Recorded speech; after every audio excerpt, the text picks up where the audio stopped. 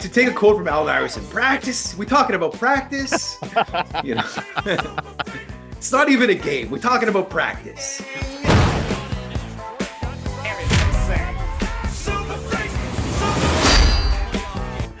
Hello and welcome to another edition of Fantasy Football Freaks. I'm Jason, he's Vaz, and today we're going to delve into some of the news that's been going on during OTAs that are, of course, happening right now.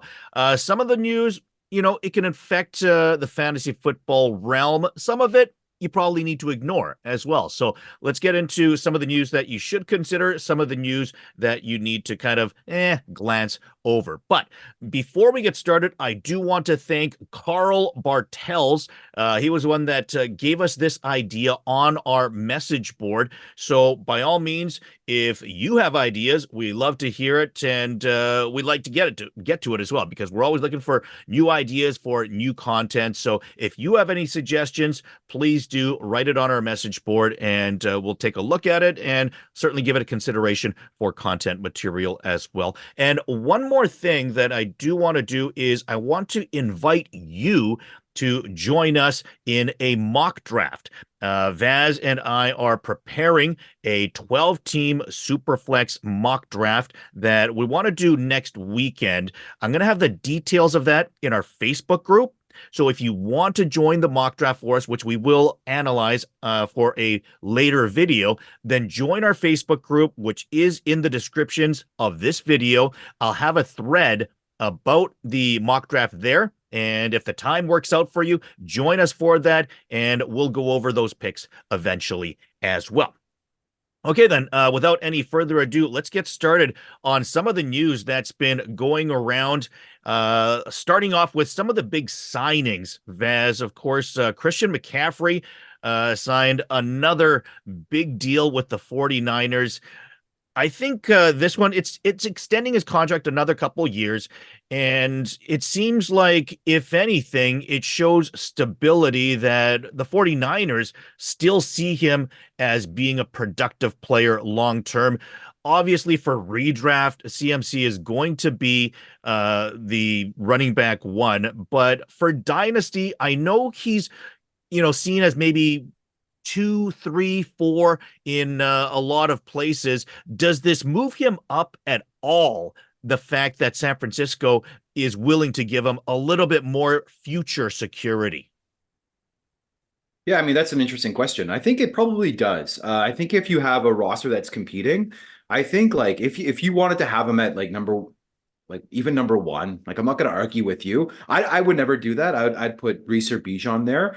I would definitely be willing to move him to 3 ahead of Gibbs if you have a competing roster. Just because, yeah, I think like he's so talented. He's like, San Francisco has a great offense, and he leads that offense. He makes that offense run, right? The offense runs through him. He's a phenomenal pass catcher. He's being paid 19 million per season now because he's the best running back in football, and then he's like maybe the best wide receiver 2 in football as well. Like he's a phenomenal receiver. He's a mismatch all over the field. So, I mean, the offense runs through him. He handles so many touches every game, and he's electric. So if you have a win now roster, like I have no problem with you valuing him as the RB1 overall. If that's how you value him, I have no problems with that. Just from like an NFL perspective, like that $19 million per season, like before the extension, he was the highest paid running back at 16 million per season. So I think like what this shows is like, yeah, like he's clearly the best player at his position in the NFL. I don't think there's any argument there. He's like separated himself financially from the rest of the running backs who have had a hard time getting paid. I mean, this offseason we saw a few running backs getting paid, but I don't think that's it's gonna change anything. I think running backs are still gonna have a hard time getting paid, but CMC is the best at what he does, and that's the reason he got so much money. So he's 28, 29 right now. I think it's undisputed that he's RB1 in redraft. How many more years would you feel confident in holding him on your team? Like if you had CMC right now and you're kind of able to win because you have him, but let's say your team starts to age out in a couple of years, would you have a goal in your mind? Let's say okay, I want to sell him after this season. I want to sell him after, 2 seasons. I think you do have him in our league, come to think of it. So, as a CMC owner, what like does this contract change anything in terms of when you might be projecting to sell him eventually? Or would you just say, hey, I'm going to die with him on my team when he retires? So yeah, like listen, it all depends where you're at with your team. Like my team specifically that you mentioned, I know my team could compete for a long time, so I'm not going to sell him. I'm going to ride him to the end Yeah. because he's so talented and he's only 28 years old. So he's talented enough that I think he could play like as long as Derrick Henry has played. He's not really showing any signs of slowing down, and he's so good in the passing game and. I think he's going to be effective for a while, and San Francisco believes the same. And they're not paying Brock Purdy any money right now, so they have the potential, the ability to spend elsewhere on their roster. I think they've realized that this is their window, right, to go for a championship before they have to pay Brock Purdy. So they're kind of going all in basically on the skill positions, and I think that if you have a team that's going to compete, you just ride him out. You keep him on your team because he's like a league winner. He's a like a difference maker. He's a I don't know how to put it, but he's giving you I don't know, probably like Such 10 a more huge fantasy advantage. points. Oh yeah, a massive advantage. So I'm gonna ride him out. And then like listen, if my team is, let's say, a little bit older and I want to like compete this year and then think about a retool next year, I'd be willing to I think like he'll hold his value to this stage next year without question. So I mean like barring an injury. So I think like if I have a roster that's aging a bit and I want to retool, I'll look to sell this year, and I think you could probably get a lot as well at this exact time next season. Okay, the only thing I have an issue with that you said was you used Derrick Henry in the past as well as he's played. Like, no, Derrick Henry still has at least a couple of good seasons because he is in Baltimore. I think if he stayed with the Titans or went somewhere else, I could see how I'd want to get rid of him this season or next season. But I believe in Henry as long as he's in No, Baltimore I in just I that just mean like situation. historically, I just mean like historically when you see like running backs hit the like age 28, age 29, age 30, like they fall off a cliff. Yeah, yeah, They're useless at that stage. But it seems like with Derrick Henry, it's not the case. He's a different animal basically. And I think the yeah. CMC is probably going to be something similar. Yeah. I was just joking with you. Let's get into the other signings as well as the lack of signing. Okay, so Justin Jefferson, big contract for wide receivers, but also still no contract for Aiyuk, for Lamb, and for Higgins. So does this give you, I mean, I guess it's JJ, right? Like does it really change anything in terms of he's in the top three wide receivers anyways? If he were holding out, it's not like you drop him a tier as long as he's not going to be missing games at any point, right? So like does his contract mean anything at all? It means a whole lot for JJ McCarthy because he's staying in Minnesota. Yeah, Like from an NFL perspective, it means a whole lot for Chase and Lamb as well because they're going to get paid massive contracts. sure. I'm sure they're going to get paid similar to what he just got. It's crazy, man. Like 140 million for 4 years. Is that the contract? Yeah, I think something like that. Yeah. Oh yeah, it's just For a wide absolutely receiver. insane. Like it's quarterback money. Like it's Yeah. nuts how much these receivers are getting. I can't believe it. Um, and yeah, I expect Chase or Lamb to get a similar deal now. Like that's just insane.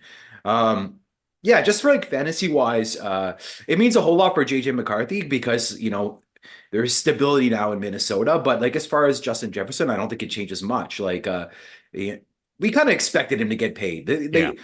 they they didn't want to lose the best receiver in football. So we all expected him to get paid, and it wasn't a shock to me that it was so much. It's Yeah. amazing that it was so much, but it wasn't a shock to me. Yeah, true. Let's take a look. So the holdouts, Ayuk, Lamb, and Higgins. Does it bother you when players are holding out or not at OTAs or perhaps not at training camp, missing preseason games? Like when does that become an issue? When do you start thinking of guys like Le'Veon Bell, missing a year and then essentially ruining his career when he was the top running back? Like when does that cross the line of, oh, shit, now I need to reconsider if I need to sell this guy or am I stuck with them? Is that, because right now I think we can agree it's not an issue yet for those three, right? Yeah, well, like it's funny that you bring up Le'Veon Bell because he's really the only example of a guy I can think of that ever did that. Nobody does it. Like it's idiotic to hold out for that long, and it ruined Le'Veon Bell's career. And I think with the in the current NFL, I just don't think it makes sense to do it. You lose so much money holding out, and you don't gain anything contract wise. Like your contract's still owned by the team for the next season. Like you don't hit free agency any sooner by holding out. It doesn't make sense now.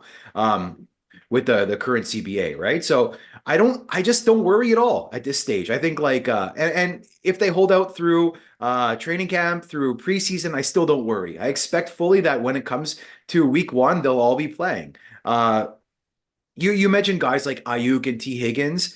I think it is what it is. I think the teams don't want to pay them.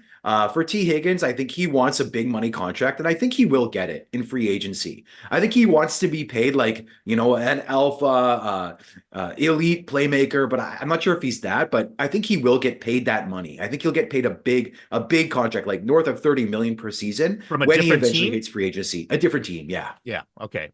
So he wants to be Batman. He doesn't want to be Robin, and he wants to be paid like Batman. And you expect that to be elsewhere than Cincinnati Yeah. because, yeah, Chase is there. So that's not going to happen. But you think he's going to settle for playing on the franchise tag essentially for this season, and perhaps with a chip on his shoulder? Then, like, does that mean that he might have even a better season this year than he might be because he's looking for a new contract?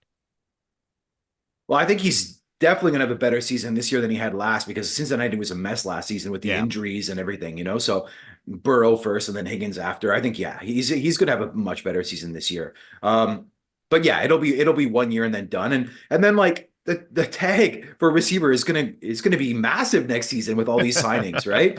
So I don't know what's going to happen because I think even probably San Francisco is thinking similarly to how Cincinnati just operated. Maybe they want to give Aiyuk the tag next season and keep him for one more year, but it might be north of 30 million. I'm not sure exactly how that works, but like if it's the top five players at their position, it might be north of 30 million. So I don't know what's going to happen with Aiyuk and Higgins, but I expect them to eventually hit free agency and get some big money deals somewhere. Yeah, but certainly no concern to you from a fantasy standpoint. You're not degrading these guys 2% even because of any of this No, sort of consequences.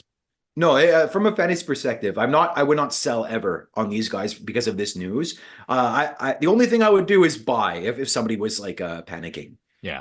Okay. I wanted to ask you about this one. Did you see the no look pass by Drake Maye in training camp? Because when you see stuff like that, I mean, is it just guys fooling around, or is this like one of the things that it reminded me of was I think one of the failures for Zach Wilson with the Jets was almost too much confidence when it started seeping into the realm of arrogance and maybe, not respecting the game enough.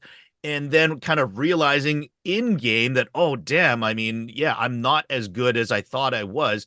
When you see things like that with Drake May, how does that make you feel? Or does it feel like, oh damn, that guy's got balls, like he's pulling a Mahomes and maybe he'll become a Mahomes? Or like, does it mean anything, or is it just kind of like a ha ha ha ha clip that you see on ESPN?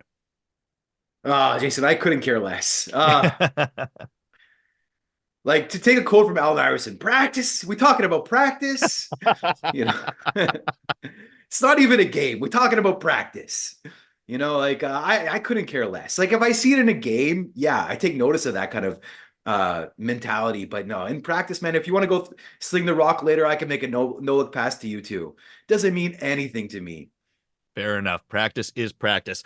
One guy who is not going to be practicing anymore is, well, it appears like this isn't confirmed yet, but it appears like Darren Waller is retiring. So I need to concede something to you because a long time ago, one of my favorite videos, series of videos that we did was when we debated certain players up against each other. And I debated that I would rather have Darren Waller as a dynasty tight end and even over David Njoku, who I think you sided with. And I have to, now say that I concede that you were correct because Darren Waller looks like he's retiring. So he seems to be pretty much droppable. But here's a guy that are you dropping him now, or would you hold out a little bit of hope that he might do a Gronk and maybe come back at any point? When do you drop Waller if you have him? Okay, well, first of all, I doubt I was picking David and Njoku at that point, but okay, Over yeah. Waller. I would have picked him over Waller for Yeah, sure, yeah. but I don't think I was ever, pounding the fence for David and Njoku. But anyways, that's not obviously what you're discussing here. First of all, don't drop Waller. Don't drop him. I'm not gonna tell anybody to trade for him at this point. I mean, like it looks very likely that he will retire. So don't go out trading for him. But listen, if he's on the wire, I'm gonna spend like 40% of my free agency budget on him, 50% of my waiver. Yeah, like for sure. Why So I you think don't there's I don't you think there's a chance that he plays after announcing retirement? he So hasn't you're announced saying retirement there's a yet. chance. He hasn't announced anything yet, right? True. Yeah. Just the pundits think it's likely, but Yeah. and like I don't really care about my free agency budget, my fab, right? So often enough, by the time the year ends, I'm stuck with 60% of my budget, week 14 anyways. So if there's a guy like Waller on the wire, I'm gonna spend 30% of my budget on him. I'm never dropping him. Like I'm not looking to sell him either because I think if you're selling him right now, what are you getting? Like a fifth round draft pick at best. So I'm just holding out hope that he doesn't retire, and then if he retires, yeah, you can drop him at that stage, but don't drop him now. Okay. One and now, of course, Darren Waller was actually a wide receiver when he was drafted, and he was converted to a tight end and had a very successful career, especially from a fantasy perspective as a I tight did not end. know that. Yeah. Now, interestingly enough, there has been news that N'Keal Harry, wide receiver, failed wide receiver, perhaps with the New England Patriots, you could say, is being converted to a tight end by the Minnesota Vikings. Does that ring any bells? Or, I mean, they have Hawkinson anyways, but at the same time, is it worth, maybe a flyer, a waiver wire ad for a guy like Harry, that might be more productive as a tight end? Hmm. It's funny you asked me that because I think of it like a totally different way.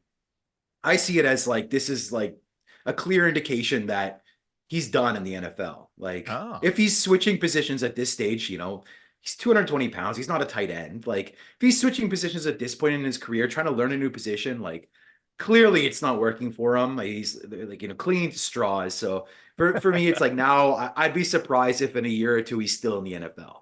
okay, fair enough. I mean, I put in a waiver wire request for Harry just to see what happens. But between now and training camp, obviously, and the big thing, like I think the one thing on your side is they already have Hawkinson. So what is he really going to do if he does play? I mean, he's going to be behind one of the top tight ends in the league. But I thought it was an interesting tidbit. It didn't bother me, the guy that I would be dropping in order to get him. So that's why I put in the request. But yeah. I mean, they have Hawkinson, then they have like three other tight ends on the roster too, who are actually tight ends. Yeah. So I think he's not competing with Hawkinson. He's competing for like number 4 tight end job, which he's Yeah. going to lose. Now, I can't do it for you. The inches we need are everywhere around us. What are you gonna do? Like,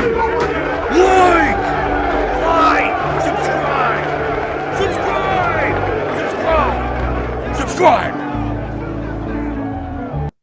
All right, and one more piece of news.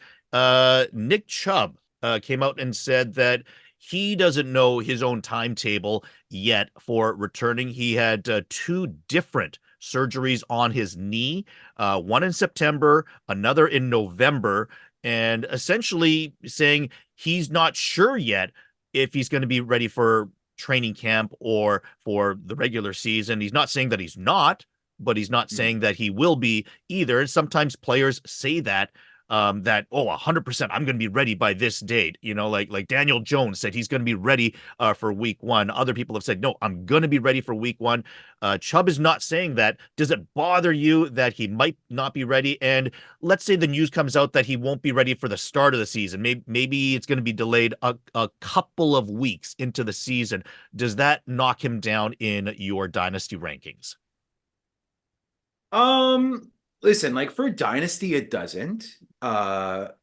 If I have like let's say I have a weak roster in Dynasty and I want to compete, then maybe I'm looking to add like their backup running backs. Just so I can like solidify that running back room like for early in the season. But like from a dynasty perspective, it doesn't worry me at all because if you're a competing roster, you just need them for the playoffs, right? Like Good I mean, you point. got to get there, but if you have a really good, if you have a competing roster, hopefully it doesn't matter. Like that, you don't really need them for the early parts of the season. Is what I'm saying. But from a redraft perspective, yeah, like I'm a little bit more skeptical to draft him in a redraft league for this season because in that sense you do need him early in the season, and he probably will take some time to get back to full like to playing speed and playing strength and whatnot. Yeah. Well, we hope that he'll recover well. Certainly was a dominant presence when he was healthy, but at the same time, double knee surgery. We'll see what happens this year. Certainly, a lot of players, it does take them an extra year. So you would think that he'll get back to a healthier self by next season, but then that's another year older that he becomes. So a little bit of a pickle there. But yeah, we'll see what he does this year. Anything I will else say that? that Yep. I will say that like one of my favorite strategies in Dynasty, if you're like weak at running back position, is to solidify a running back room. So like for example, if like if you draft Jonathan Brooks for Carolina, right? And you're a little bit weak at running back, then maybe you want to go out and grab Chuba Hubbard if you can, just so like you have that running back room solidified, right? So that you could use Chuba Hubbard until Jonathan Brooks is healthy, and then if Jonathan Brooks were to get injured at some point, you'd have the backup waiting for him, right? So I do like solidifying running back room. So like in that sense, if you have Nick Chubb, don't like try to trade him at this stage. I think he's only a buy right now if somebody's worried about the injury, but maybe you want to go out and get Jerome Ford if you can for cheap, right? Because then you could solidify the backup there and have that entire running back room so that you feel a little bit more comfortable with that, with your position in Dynasty. Okay. Any other comments on any other of the news that we discussed today, or any other news that I did not bring up? No, nothing in particular. I'll just ask you a question though. You had mentioned that we were going to do a Dynasty mock draft, right, with our listeners. Yeah, Was that for this upcoming weekend or for next weekend? Which date were you talking about? I'm thinking like June 15th, Okay. around that time. So yeah, I'm thinking June 15th, we'll do a mock. We'll have the details on the date and time in the descriptions or in the thread on our Facebook group. So if you go to our Facebook group, which is in the descriptions, I'm going to make a thread there, which should be up by now, and we'll have a date and time set. So if you're available at that time, then join our mock, and then once we complete the mock, then you and I will discuss that, and we'll talk about all sorts of different things surrounding that. And we should mention that we're going to make it like a 2 minute per pick or something like that, or maybe Yeah, even 1 minute per pick. So it'll be really quick, and you don't need to have to like be available for like an hour or something, right? yeah. It's not going to be a long draft where we can trade picks and all that Yeah. kind of stuff, fun Yeah. stuff. But yeah, it'll be more about figuring out essentially where people are valued when it comes to dynasty startups. So yeah, if you are interested, you have the time, please join us. I think that'll be a lot of fun. I'm actually looking forward to it, and we'll create some content around that as well. Anything else that you're curious about? Oh, not at all. Let's just I'll say thanks for watching, and I hope you enjoyed the content. The very different type of content this time. Yeah, absolutely. Remember to like the video, subscribe to the channel, and we'll see you next time for another edition of Fantasy Football Freaks.